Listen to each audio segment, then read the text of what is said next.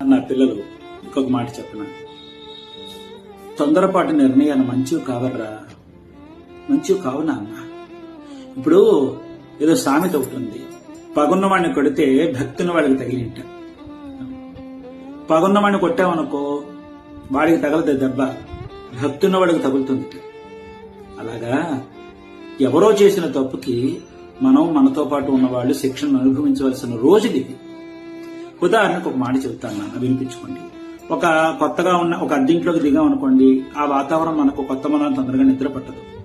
కొత్త ఇంట్లోకి వెళ్ళినా కొత్త చోట్లోకి వెళ్ళినా తొందరగా నిద్ర పట్టదు. అదే కొత్త వాహనం కొనుక్కున్నాం అనుకోండి, అది పూర్తిగా మన ఆధీనంలోకి రావడానికి కొంత వ్యవధి పడుతుంది. అవునా కాదా?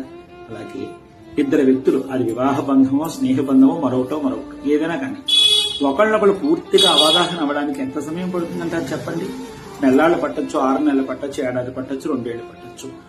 పోను కదా, వాళ్ళేమిటి మనమేమిటి, సర్దుకోగలమా సర్దుకోలేకపోతామని తెలుసుకోవడానికి, నచ్చిందా ఒకళ్ళొకళ్ళు జీవితాన్ని కొనసాగించుకోవడం, నచ్చలేదా దండం పెట్టి ఎవరి దారి వాళ్ళు చూసుకోవడం అనేటట్టుగా ఉండాలి.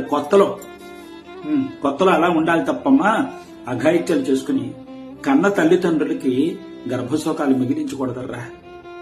గర్భశోకాలు మిగిలించకూడదు నాయన. మీకు నిండు జీవితం బోళ్ళంతుంది తెలిసిందా? మధ్యలో వచ్చిన వాళ్ళ గురించి మీ జీవితాలు ముగించుకోవడం అంటారా?